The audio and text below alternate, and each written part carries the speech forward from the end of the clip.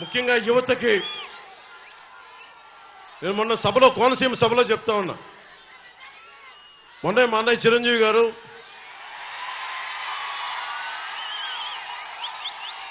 జనసేన పార్టీకి ఒక 5 కోట్ల రూపాయలు విరాళంగా ఇచ్చారు.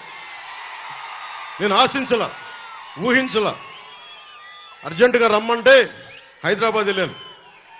ఆంజనేయ స్వామి సమక్షంలో ఆయన చేస్తున్న సినిమా ఆ సెట్లో ఆంజనేయ స్వామి విగ్రహం వెనక ఉండి ఆయన ఆశీస్సులతోటి ఒక 5 కోట్ల రూపాయలు ఇచ్చి ఒకటే అన్నారు, నువ్వు ప్రజల కోసం బలంగా నిలబడతావు. నువ్వు నీలాంటి వాడికి, ముఖ్యంగా కౌలు రైతులకి నువ్వు చేసింది నాకు నిజంగా హృదయాన్ని కలిచేసింది. ఎలక్షన్ టైంలో నీకు ఎంత పనికొస్తే నా 5 కోట్ల రూపాయలు నీకు ఇస్తా ఉన్నాను. అక్కడితో ఆకుండా రామ్ చరణ్ గారికి కూడా చెప్పారు. ఈ మధ్యనే వేల్ యూనివర్సిటీ డాక్టరేట్ పొందారు. ఆయనకి కూడా చెప్తా ఉన్నారు, ఇతను మన కుటుంబ సభ్యుడని కాకుండా సమాజానికి మేలు చేసే వ్యక్తిగా నువ్వు కూడా విరాళం ఇవ్వు అని. సో మనస్ఫూర్తిగా చిరంజీవి గారికి తెనాలి సభ నుంచి మనస్ఫూర్తిగా నా ధన్యవాదాలు తెలుపుకుంటా ఉన్నా. ఎందుకు గుర్తొచ్చారు నాకంటే, మిమ్మల్ని చూస్తేనే గుర్తొచ్చారు నాకు. ఏం లేదమ్మా, అంటే నా కోరిక ఏంటంటే, ఇప్పుడు పవన్ కళ్యాణ్ అనే వ్యక్తి, అతని కోరిక ఏంటంటే, అతను 16-17 ఏళ్ళు ఉన్నప్పుడు ఒక 5,000 రూపాయలు సంపాదించే ఉద్యోగం వస్తే అద్భుతం అనుకునేవాడు. 5,000 రూపాయలు. మా నాగబాబు అన్నయ్య లాయర్గా చదువుతూ ఉండేవాడు, లా చదువుతూ ఉండేవాడు. నాకు మా నాన్నని కానిస్టేబుల్గా ఉద్యోగం ప్రారంభించిన వ్యక్తి. నేను కనీసం ఒక ఎస్ఐగా చదువుదాం అనుకుని, ఎస్ఐగా ప్రారంభిద్దాం అనుకున్నాను. మా నాన్న కోరిక అది. కనీసం నేను ఒక డిఎస్పీగా రిటైర్డ్ అవుతాను ఆయన కోరిక. అంటే మాకు ఊహించుకోండి, మా మ్యాక్సిమం థాట్ అంతే, అంతకుమించి లేవు మాకు. మా అన్నయ్య గారు యాక్టర్ అయినా కానీ నేను ఊహించుకోలే.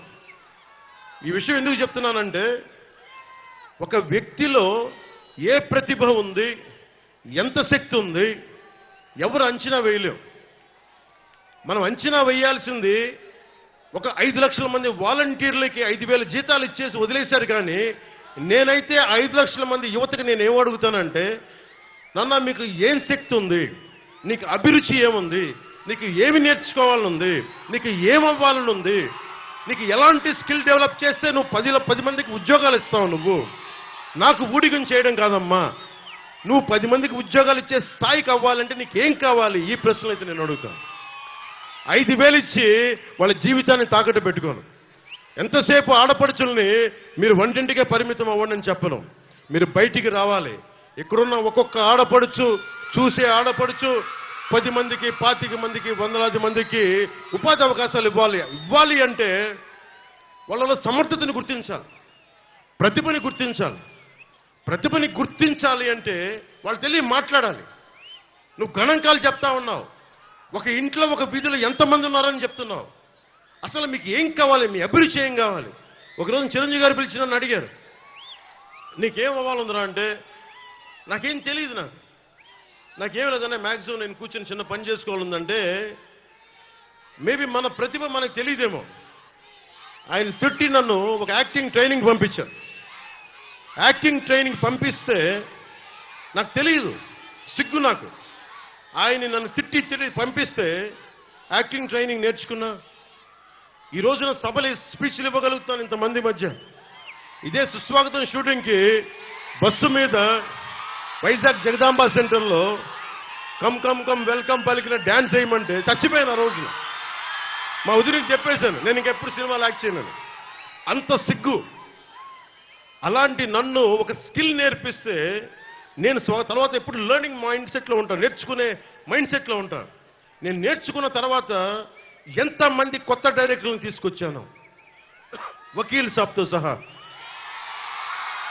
అంతకుముందు ఒక సినిమా చేశారు, కానీ కొత్త వాళ్ళతో పనిచేయడం ఎందుకు లేదంటే నేను నేర్చుకున్నవాడిని, తప్పులు చేస్తే సరిదిద్దగలవాడిని. అంటే ఒక్కడికి స్కిల్ డెవలప్మెంట్ నేర్పిస్తే, ఒక స్కిల్ నేర్పిస్తే ఆ వ్యక్తి ఇంత అభిమానం సంపాదించి 4 దశాబ్దాలున్న పార్టీ కూడా అండైపోయాడు ఆ వ్యక్తి.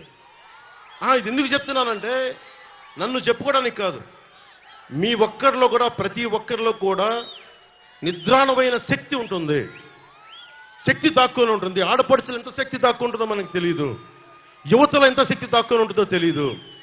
ఎవరు అబ్దుల్ కలాం అవుతారో, ఎవరు జగదీష్ చంద్రబోస్ అవుతారో ఎవరికి ఎరుక. కేవలం డబ్బులు సంపాదనే కాదు, ప్రతిభ, ఒక దేశానికి పనికొచ్చే ఒక గొప్ప స్కిల్, ఒక ఇన్వెన్షన్ ఎంతమందిలో ఎవడున్నాడో. యువతరానికి ఏ సంపద విడిచిపెట్టాం మనం? శేషేంద్ర గారు చెప్పినట్టుగా యుద్ధము, రక్తము, కన్నీరు తప్ప, గాయాలు, బాధలు, వేదనలు తప్ప. ప్రధానమంత్రి గారికి ఒకటే చెప్పాను మనకి ఎన్డీఏ మీటింగ్లో, ఈ దేశానికి సంపద, నిజమైన ఖనిజాలు బంగారం, ఇనుము కాదు, కలల ఖనిజాలతో చేసిన యువతీ యువకులు.